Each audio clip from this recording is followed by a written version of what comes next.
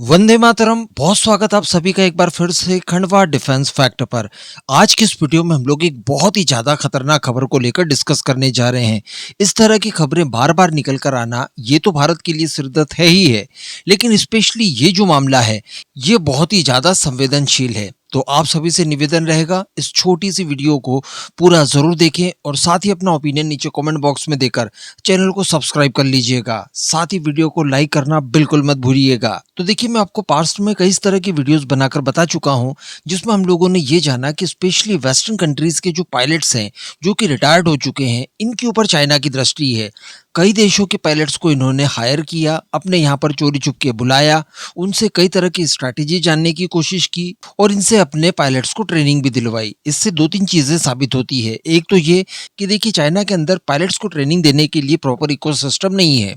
ये हमारे लिए अच्छी बात तो है, लेकिन बुरी बात यही है कि वो वेस्टर्न पायलट्स को इसके लिए हायर कर लेते हैं और अपने पायलट्स को ट्रेनिंग दिलवाते हैं।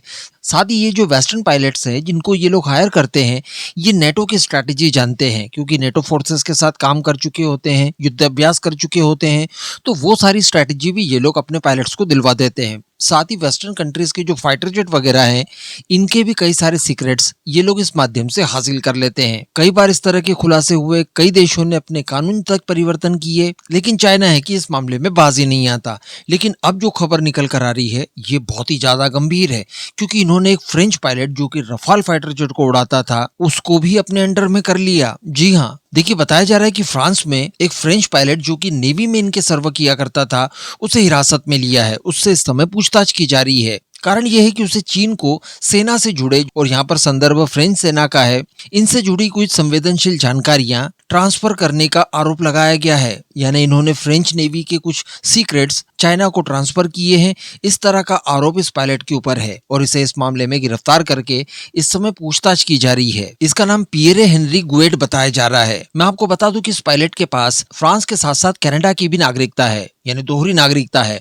और ये पायलट 2021 के आसपास फ्रेंच नेवी में काम किया करता था, उनके एविएशन विंग में। चार्ल्स डिगाल जैसे एयरक्राफ्ट कैरियर पर ये व्यक्ति ऑपरेट कर चुका है। इसके ऊपर यह भी आरोप है कि इसने वर्ष 2018 और 19 के बीच में कम से कम 2 बार चाइना का विजिट भी किया, जो कि पूरी तरह से इसने गोपनीय रखने की कोशिश की। साथ ही बताया जा रहा है कि साउथ अफ्रीका की एविएशन कंपनियों के जरिए इसने चाइना के मिलिट्री पायलट्स को ट्रेनिंग देने का काम भी किया। साथ ही संवेदनशील ऑपरेशंस और टेक्निकल जानकारियां भी उसके साथ साझा की। मैं आपको बता दूं कि ये रिटायरमेंट के बाद एक यूट्यूबर बन चुका है, यूट्यूब चैनल चलाता है और 5,60,000 से ज्यादा इसके सब्सक्राइबर्स भी हैं। कई देशों के टीवी प्रोग्राम में भी ये गेस्ट बनकर शामिल होता है और इस तरह से इसने अपनी पहचान पूरी दुनिया में बना ली है और इसी का इस्तेमाल करते हुए इसने ये सारी जानकारियां चाइना तक पहुंचाई है। अब ये हमारे लिए तो खतरनाक है, क्योंकि ऑलरेडी भारत 36 रफाल यूज करता है एयरफोर्स में, 26 नेवी के लिए हम लोगों ने ऑर्डर दिए हैं, 114 हम लोग फिर ऑर्डर देने जा रहे हैं एयरफोर्स के लिए।